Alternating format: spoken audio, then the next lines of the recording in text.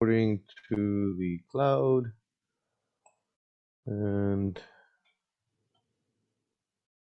hopefully you should be able to see my screen at this point.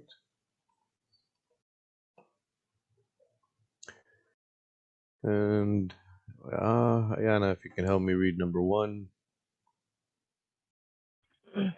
Which types of printers are referred to as page printers because they receive their print job instructions one page at a time? They are A and B. No, sorry, inkjet and laser. Inkjet and laser. Yeah, be very careful. Obviously, the answers are shuffled.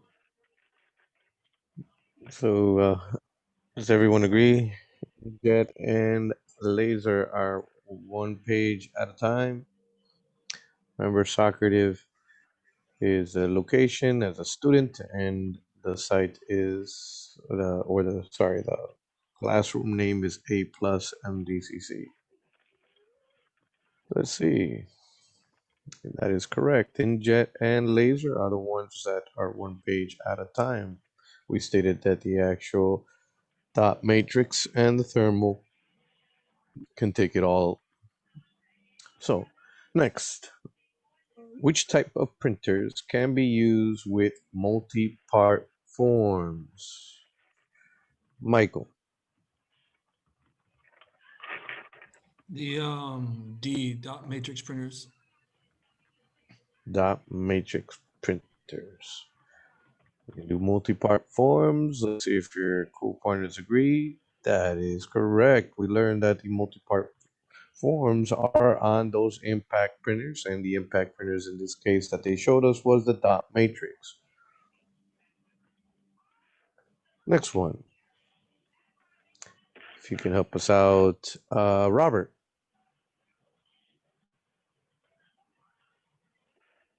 Yep, sorry.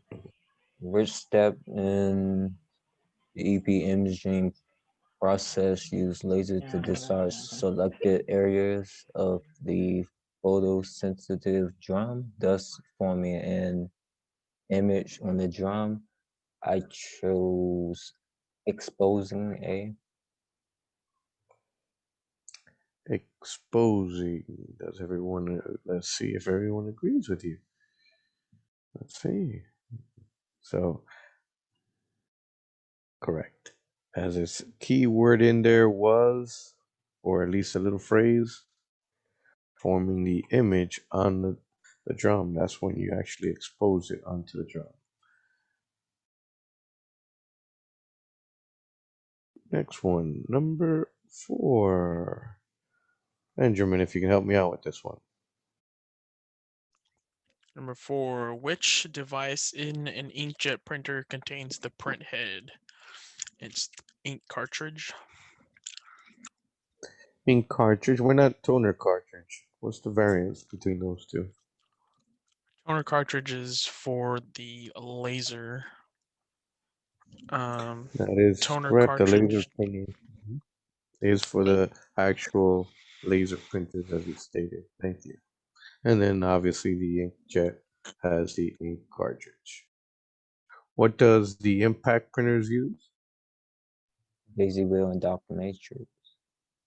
Correct. Well, what would be their equivalent to being an ink cartridge or a toner cartridge? What would we be replacing? The ribbon. The ribbon, correct.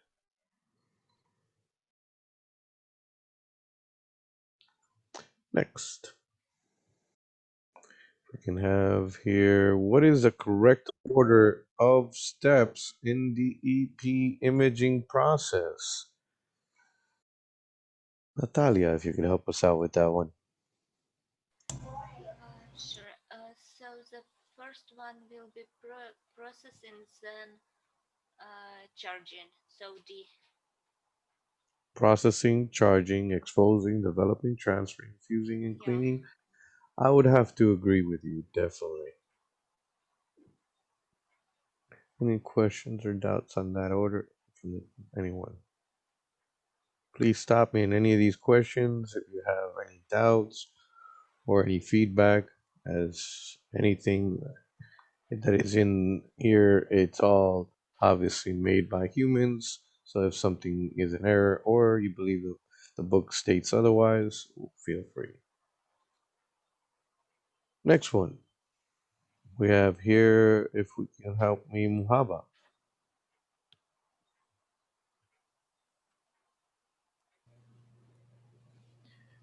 You need to replace an LCD on defective laptop. Which of the following are components of an LCD? Choose all that apply, and I chose inverter and screen. A and B.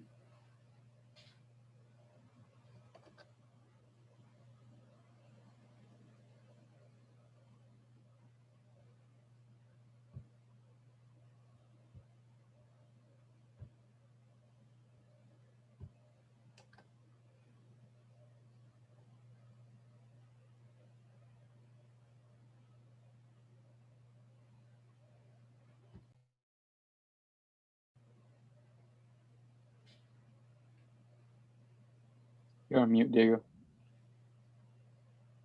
Thank you. I could keep on talking to myself by myself, but it does help if I unmute. I would have to definitely agree inverter and screen are what's inside there that you would replace in an LCD. The Wi-Fi card or the backdrop has nothing to do. The backdrop would be something like in the photos where usually they have like a little scenery if you were to take Christmas pictures or something like that, and they make you stand in front of a backdrop. Number 7, Nicole, if you can help me out with this one. Of course. A user complains that his mouse cursor randomly jumps to different places on the screen when he types. What device may you want to disable to prevent this from happening? I selected touchpad.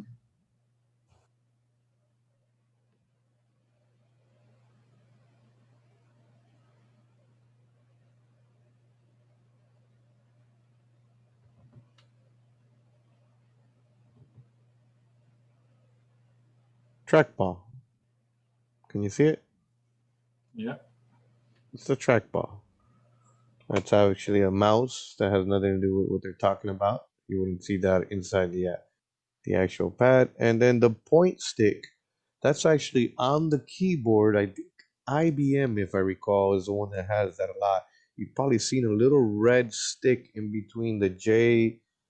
I'm sorry, I think it's a GH or the HJ, something like that. There's like a little red stick.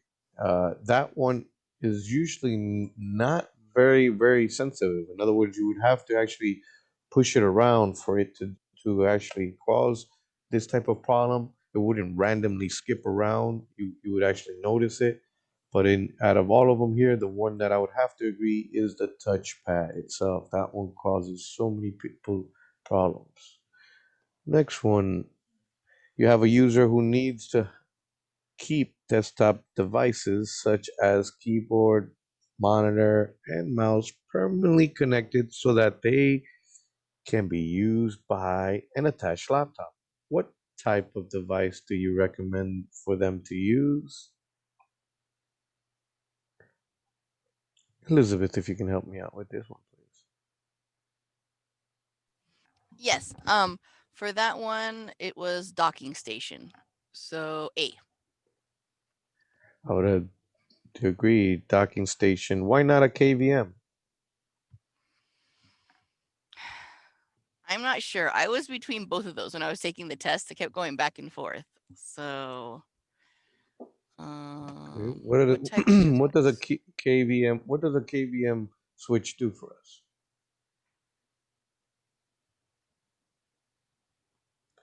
A KVM is a keyboard video mouse. Go ahead. Somebody was about to help us out. Definitely would gladly accept it. It links multiple monitors, multiple systems, so they can use just one setup, like a mouse and a keyboard on. Exactly. It's to facilitate many computer or many equipment to one keyboard video mouse. And the question was mostly in reference to one laptop to all of its, needs. So in this case, that would be a docking station. Okay. Next question. Number 9. If you can help me out with this one, Fadil. There has recently been a string of hardware theft in your office building. What should you recommend that your users implement to help avoid this problem? Lock it. Use a cable lock. I choose that. Use a cable lock. Okay. Why not a screen lock? It is just going back to the So why not use a screensaver lock? Could that prevent theft? no. What does a screensaver actually do? The screensaver lock? A screen I lock. think it allows. Yeah. Okay, sorry. Go ahead, Fadil. You were going to say something? Go ahead. Not a problem. Yeah, Or most Natalia? work when you at workstation, most of the times they say, "Hey, lock your screen," just like Windows and L, and you lock your screen. But that doesn't, I didn't help from the tape. Just someone not to go to your screen and look something you are doing. Exactly. It really it digitally locks it. It doesn't physically lock it. If we can think about it in any other layman's terms, and since they want to stop a actual theft physically from here, then what the only thing that could avoid that is obviously, as you stated, the use of a cable lock. If we want to mitigate the risk of somebody stealing files, then we will use a screen lock. Make sense? Just for those people that do not lock their screens, somebody passes by, then you got me who's got nothing better to do. I send out an email to you and everyone in your actual phone book, including just in case if you forgot who your boss was and you didn't have them saved, letting them know that you failed to lock your screen. That was my favorite. We like doing that. Next one.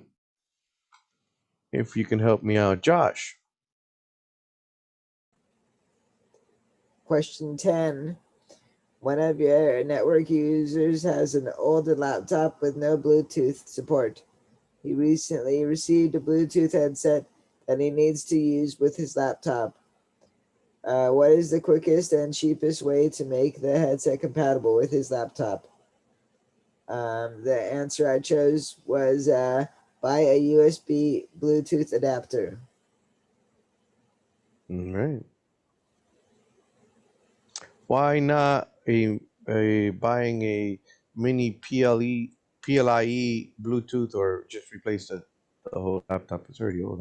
Well, the the PLIE one, that you could use that, but I don't think it'll be cheaper than a USB because USBs are so commonly used. And replacing the laptop would be more expensive. Yeah, and they did say the cheapest. Now the mini PLIE, either that's a typo or they're trying to trick you. Can somebody help me out? What would it be if it's not PLIE? What is it supposed to be? What are the letters? PCIe. Thank you.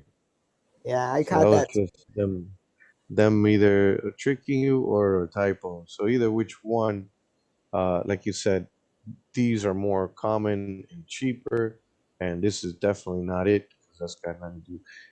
And next one, 11. Arturo, if you can help out with number 11. Yeah, it says, which of the following is the most common input method for mobile devices? And it is capacitive touchscreen. Yes, out of all mobile devices, if you encompass everything, we would have to agree that it's not the keyboard and mouse. It has to be the capacitive touch screen. That's the latest and greatest, which basically uh, calibrates itself compared to the resistive touchscreen, which is the old touchscreen on those diodes that you see your UPS drivers coming around. Those were resistive touch compared to now your capacitive touch on the latest and greatest mobiles. Any questions or doubts?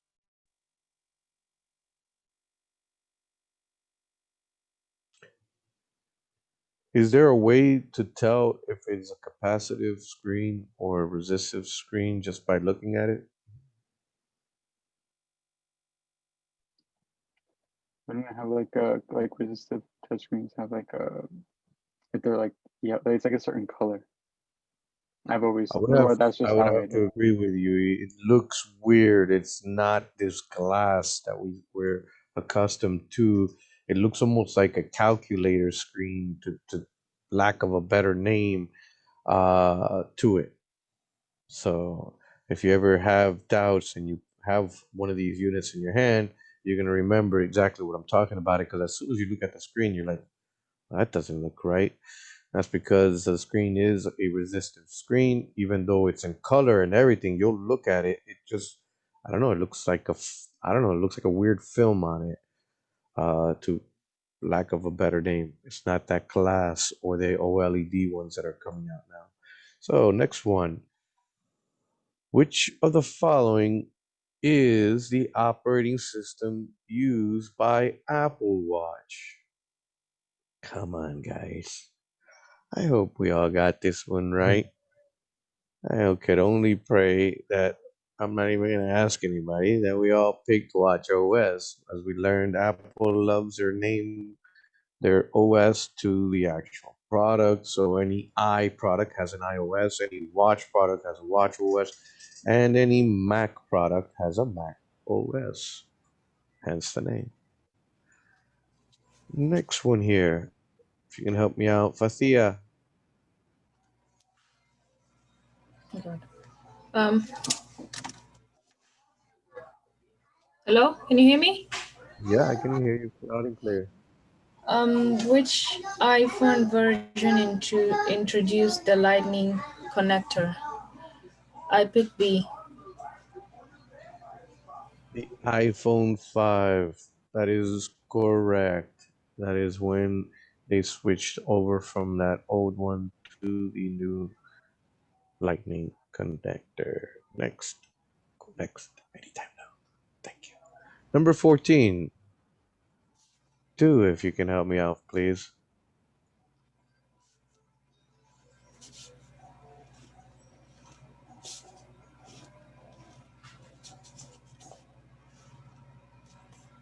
Two?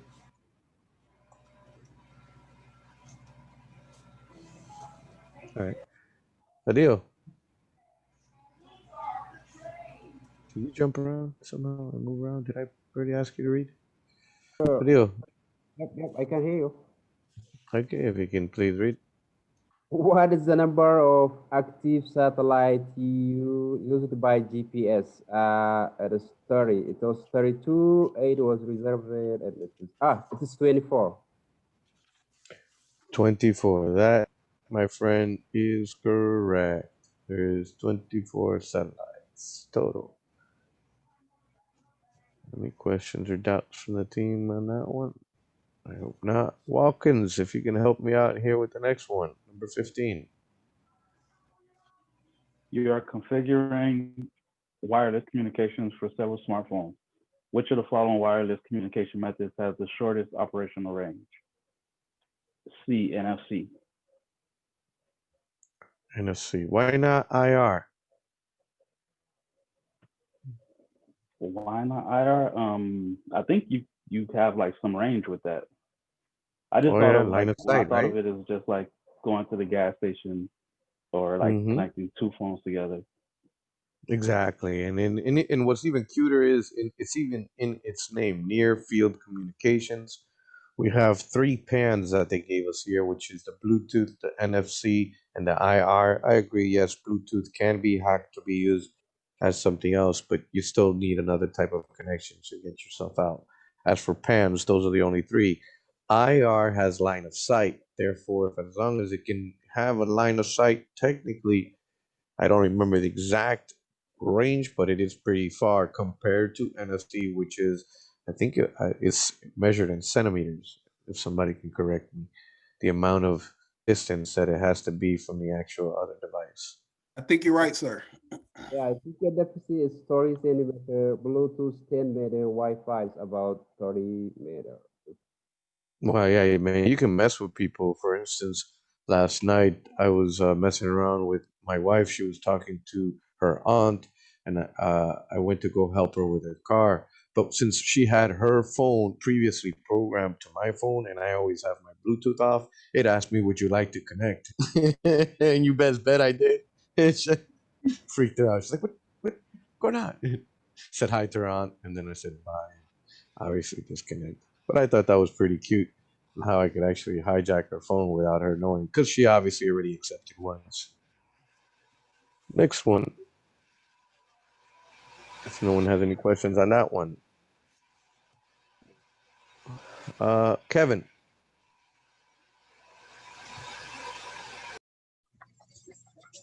A friend asks you why you should ever disable cellular data networking. Which of the following is not a valid reason to disable cellular data networking? It'll be your phone calls are going out over your carrier cellular network. So it's D. D. Yes. Your phone calls are going out of your carrier cellular network. Yeah, so you're running out of minutes in other words.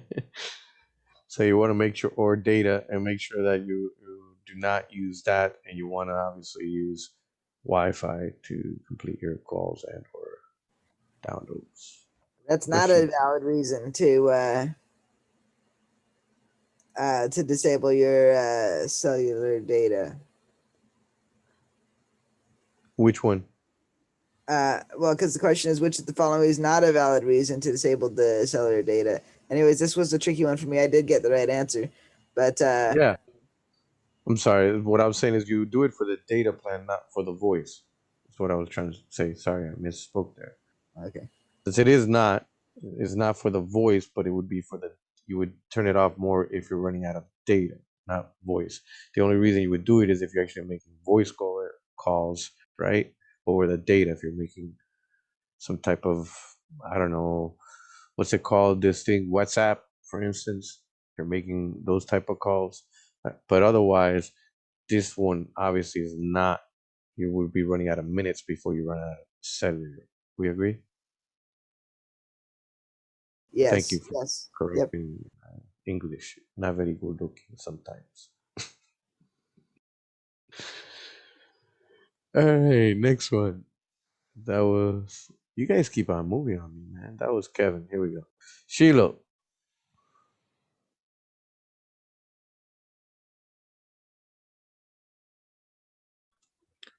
A technician is configuring a mobile client to use email through an ISP. Which port number should he configure to use SMTP? The correct answer is 25. Okay. What's 110? IMAP. Ooh, IMAP is I love you. Therefore, that would be I-143. So 110 is POP3. POP3. Okay. Ooh, bonus points. Anybody know what 995 is? Anyone want to take a wild guess and remember? POP3S. It's the highest of all the numbers, so it would have POP3. to be. That would be POP3 SSL or TLS. I would have to agree alphabetically since it is the highest number. All right. Any questions, doubts?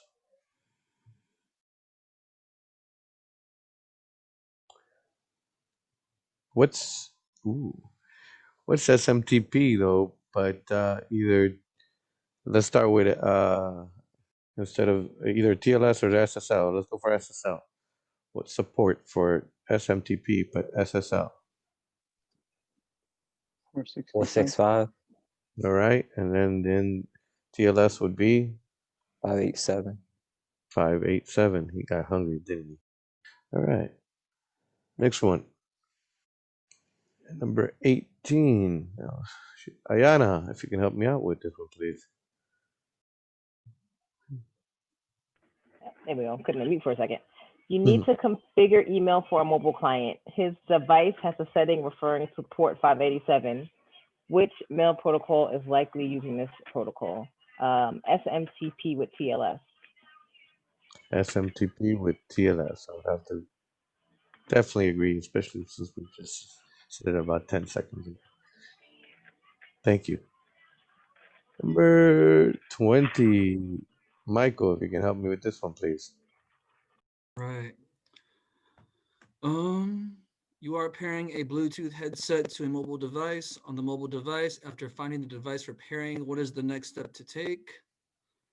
I answered C, enter the appropriate PIN code.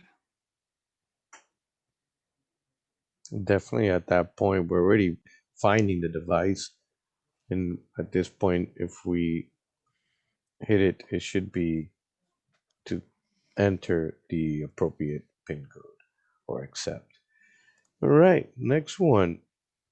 Robert, if you can help me out. Which of the following is most accurately describe what an IMEI is? And I chose A, the phone serial number. The phone serial number, yeah, definitely. Out of all the ones that they gave us here, that would be as close as possible to the accurate thing of what it is. All right. Next one. Benjamin, if you can help me out with number 22. A user needs to synchronize her mobile device to another platform. She wants to be able to access the synchronized data from any location with just her phone. What should she synchronize to? I chose cloud. I would have to agree with you. Automobile's not gonna help me out too much because it did say from anywhere. Although there's some cute phones that have their integrated Wi-Fi, but key thing is wants to synchronize from anywhere. Here, none of the other options are acceptable except for cloud. Number 23. Natalia, if you can help us out with this one.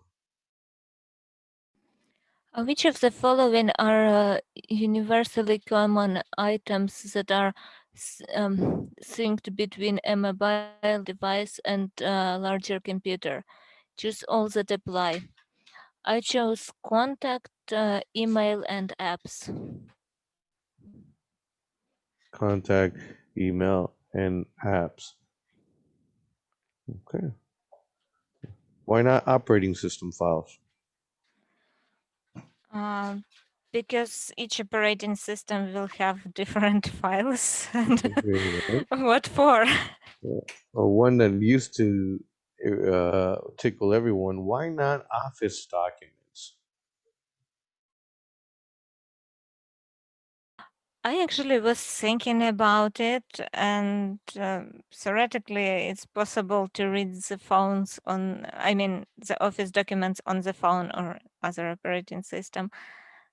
But for Could some you reason, imagine they are not syncing that all? often. Just imagine trying to sync all of your Office documents. Yeah, that probably would be too much, way too much. Yeah, that happened to some people where they were trying to. I think it was. It's that same one that I told you that was with the Palm Pilot. There was another one that was like a Windows Me.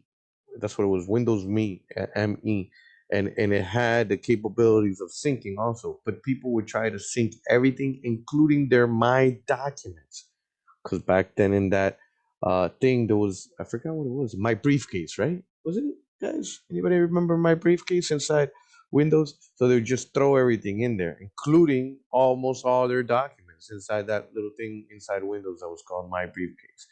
Now I remember that what the folder was. So that was where you would actually sync all of the files, so it wasn't all your Office documents, but it was a specific folder that would sync or app.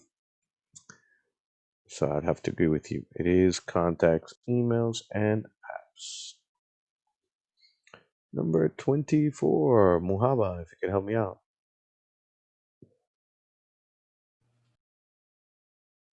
Which of the following is not requirement for installing iTunes on a Windows machine? I chose 1 gigabyte of RAM or higher. Definitely. Everything else is normal. If we know that we need, there's no way to connect it to the internet. There's no way you're going to be able to actually authenticate it. I don't know if anybody is actually installed. As for the 1 gigabyte or more, that is normal. Obviously, that is not a it's gonna be more than that. I think it's two gigs or more. But as for the actual operating system, that would be the actual operating system. The latest and greatest, I'm not sure what's the processor, but I know that anything that's Windows 7 or 10, you're gonna have better than a gigahertz processor. And as for space, I can't guarantee if it's still 400 megabytes, but that is usually the minimum amount of space. Hey, Diego, number 23. I want to make sure that we cover this. The question is what? Well, you're present. Ask your question, please. I'm sorry? Someone has a question? Go ahead and feel free. Yeah. We want to make sure it Me, is clear. I can These ask are it. questions. Yeah, go ahead. You may proceed. Yes. So for 23, how come calendar isn't one of the options that syncs? How come it's apps? Why isn't is calendar an option here? It was in some other thing that we took, but calendar wasn't one of the options. I think in the Kahoot when we did it. But how come calendar isn't a part of it anyway? Diego, I always think about calendar as a function embedded inside the email that typically we have too. So if you're dealing with one of those email clients that takes care of your RSVPs or something of that nature, it may be synonymous with the email. But Or I would apps. think, or apps. I was like I said, third party apps can have an app that allows it to sync as well. Yeah.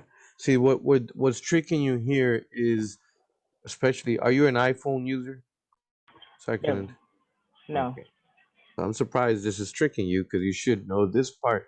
When you sync with your Google account, you have the Google Calendar. But if you go to the calendar and you have a Samsung phone, you have a Samsung Calendar. It's not a Google Calendar. You could actually choose to actually sync that application to your Google account. I but do, it and is that's separate. probably why I'm confused, because my Samsung calendar has my Google stuff coming into Synced it. together, yeah. You could Yeah. have it So together. Yeah. when I sign in, everything syncs, my calendar and everything. So maybe that's why. So apps is just all encompassing all that stuff, calendar and everything else. Any third-party app, yeah, it will be syncing that you have. For instance, iPhone, you should, people that have iPhones or iPads, you always see that whenever you sync, it doesn't even a video game or whatever it is that you have, that information from the apps goes across all your actual if you ask for it, sorry, they all sync across. So if I go and download any application on this one, it will download it over there. If I save the file, it saves it over there. I choose how it syncs. Obviously, if it's on the cloud, it will sync with the cloud.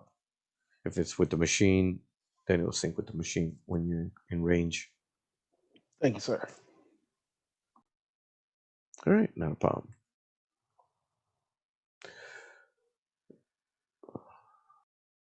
Next one. Now I forgot who's the last person I called on. That was Muhammad, right? Nicole, if you can help me out with number 25. Yes. Which of the following are displayed when airplane mode is switched on?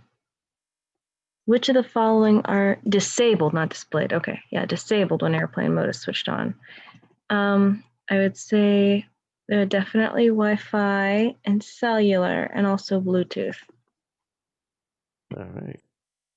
I would have to strongly agree. I have a question. Mm-hmm. So it seems as if on my phone at least I can still use Wi-Fi, but even if my airplane mode is enabled. Yeah, I've seen it too. It turns it off initially, but you can turn it back on. Cellular is the only thing that you can't turn back on with Wi-Fi. I mean, with airplane mode enabled. What might have happened was, as she stated, with some of the latest iOSs.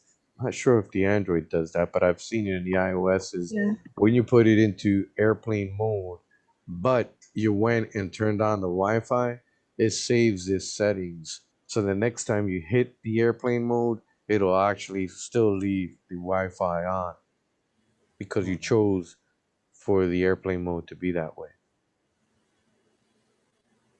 The reason is, anyone know why that's that way now? Anyone? No one? I'm Because they sorry. offer Wi-Fi on planes. Thank you. There's always money. Money moves everything. Obviously, they don't want you to make actual calls.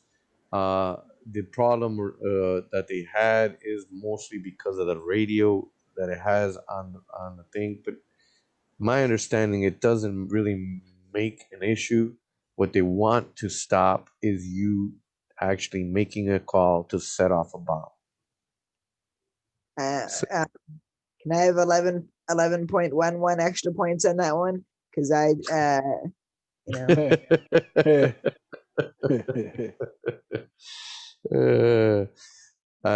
We'll think about it. We'll put a pin in it. I forgot what movie that was. We'll come back to it. All right. Next one. Elizabeth, please.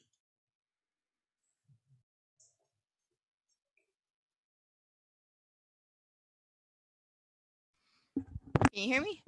Yes, I can hear you. Hello? Okay. If the video on your laptop is not working, what should you do to troubleshoot it? Choose two. And this one when I was taking the test only let me choose one, but the two I was gonna pick was try using an external monitor, and A, toggle the video function key. Okay. I would have to definitely agree. We can always check and see which answer it accepts. Or maybe since did it mark it wrong for everybody?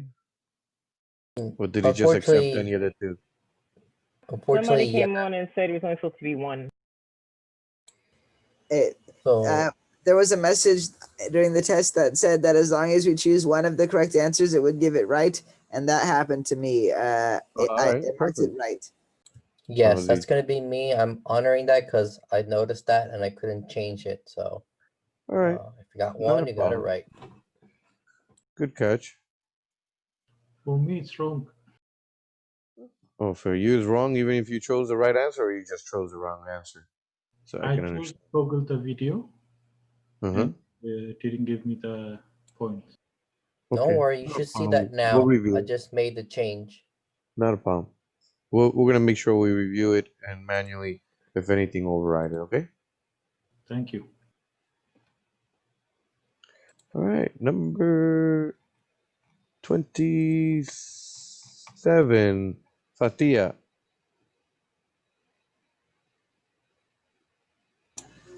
While troubleshooting a client's computer, you decide to obtain a new IP address from the DHCP server. After releasing the existing address, which command do you use to get new IP information from the DHCP server? I put B.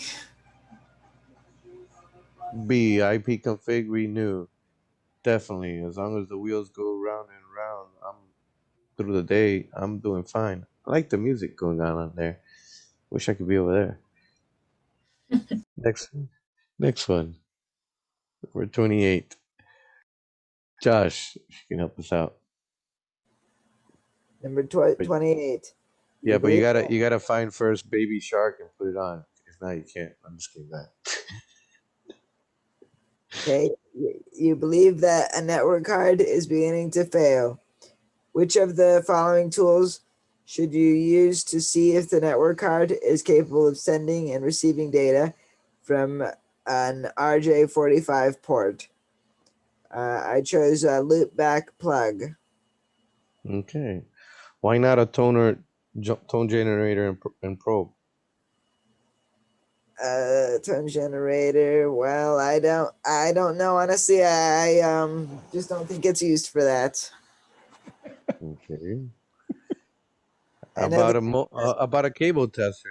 the cable tester can only test if your cable works, but that's not going to help you if your computer is The card broken. is failing. Okay. And the multimeter? The multimeter can test if there's an electrical current. Isn't Yeah, that unless it's the board, right? And want in to your test cord? That's different. So, but please tell me what the tone generator is.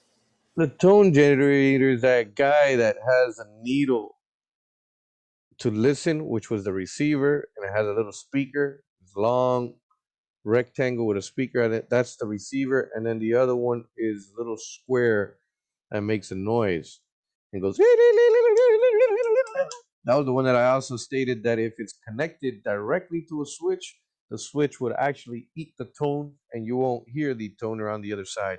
You can hear it on the location that you connect it, but by the time it gets to the actual punch panel on the other side, it completely eats the sound. I don't know how he does it, but the switch does that. So the easiest thing is to use then the actual cables that you see there and create your own little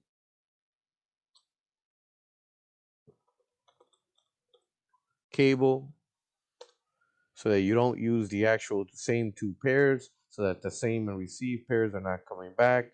You'll see that some of them come with the actual, see this little thing here. You can actually attach this for the phone systems, attach it directly to the actual pair that's on the wall where you're punching it down, and it will generate so you can find it if you have and if you're having problems finding it on the other side where it is on the wall. Questions, doubts? That's the tone generator.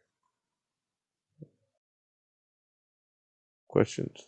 What's the loopback plug do? I mean, we know from this example, but Loopback plug itself looks like a RJ45 with some cables stuck in it. So here it is, a loopback plug. It's as simple as, well, this is a fancy one. Here he is. This is usually the one that you'll see a lot. Or if it's manually made, they basically just make it come back. It's just using the pairs to send and receive. All the sending pairs are going towards the receive, and vice versa. So make sure that the 1, 3, 1, 2, 3, and 6. Those are the ones that it uses to be able to create the loopback. Because it's orange and green are the only ones that are used for sending and receiving. So it pretends that it's connected to something, in other words. Although it's connected to itself. Hence the name, loopback. Thank you. So that would be on the physical world, a loopback. While on the actual computer, how do I virtually do that to see if the actual card is configured and working okay? What's the virtual way that I do exact same thing to see if the drivers and the card is working? Connect to a local area network. It's a command. I'll give you that much of a hint. It's a DOS command. IP config. IP config. I think ping 127.0.0.1. That is correct. I ping my loopback address. It's actually pinging the actual card. That's what it's doing. It's checking to see if the card is good. It doesn't care if you got an APIPA. It doesn't care if you got a static IP. It doesn't care if you have a DHCP address. 127.0.0.1 is always the local host. It's always me, whoever I am. So every computer to itself, that address, it's themselves. They will only ping the card. They'll send the ping and say if it replies back, that'll tell you that it's been configured good and that it's working okay. Won't tell you if your DHCP server is working or anything like that. It's got nothing to do with that. Just tells you if your drivers and your card is functioning. So in this case, to test it in the physical world, that would be a back plug. Number 29. Arturo, I think that's where we're at. I'm not sure. Might as well pick on you. All right. The display on a laptop computer is continually flickering. Which of the following are most likely to cause the problem? So I'm going to choose a failing inverter and an incorrect video driver. I would definitely agree on that. A failing inverter or incorrect video driver. Why not interference from a nearby fan?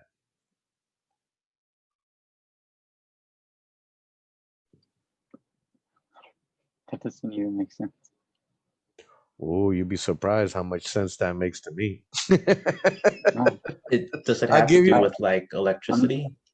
I don't live It, in Miami, so I don't know what fan it is. that is true. But I'll give you a hint. It has to do with old technology. And it is. CRT? never heard. Thank you, CRT. A fan interferes with a CRT, really? That's before Well, my yeah. time. Yeah. What does a CRT create its image from? We said a magnetic field. What do fans have in it? A magnetic thing in the back. I don't know if you've ever seen that big. Have you ever seen? Like, I don't Is know, that how people, they go man. back and forth? I didn't know they had magnets fans.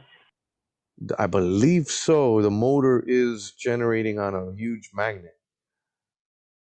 I Yeah, could be wrong. like a resistor, and it has a magnetic pulls. The only reason I know is I remember that fan going like that around my TV at home, and whenever you had that little fan going like that, you could always see the little wavy lines coming through. Like, so that's on the CRT tubes. That has nothing to do with a laptop nowadays. Now, one that was tickling a lot of people, from my understanding, is, can somebody tell me what might have been something that was tickling you, since they told you only to choose two? I'm hearing some people believe the failing backlight. Yeah, the back. I believe Kelly mentioned something about this. Now, if the book says that exact words, I'll definitely take it as an answer. I have no problems with that. Now, my understanding of a failing blacklight, at least in my eyes and in my perspective, it's not really flickering. Flickering would be also acceptable, would be a low refresh rate. I would say flickering to me means as close to you blinking. That's flickering. That means it's going black. When it's a failing black light, at least also they're not saying what type of display. It usually just gets dim. In other words, you can see the image, but it just looks very dim. And it's so technically, depending how fast it's flashing, that's what it was stored. At least from when at least they used to test me back in the day. That one they say is like flashing. In other words, you can see it coming in and out. The image is dimming in and out, but it's not completely flickering. As for I said, if it says it in the book, I'll take it. But at least in the old days, this is usually a failing inverter or incorrect drivers or low refresh rate causes that.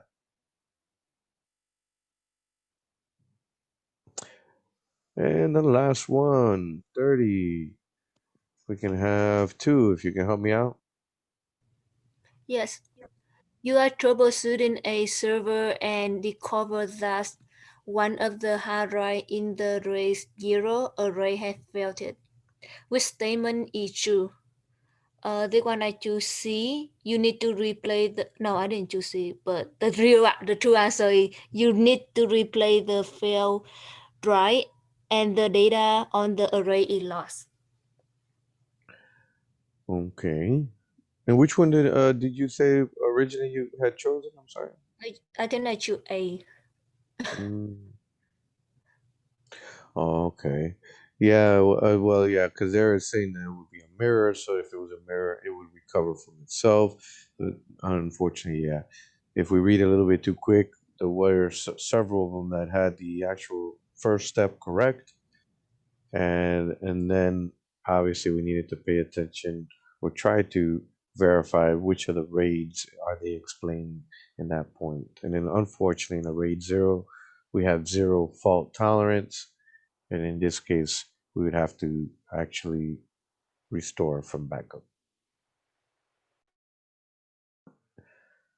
And that is all she wrote. Any other questions or doubts on the actual exam? Any questions that did not look correct?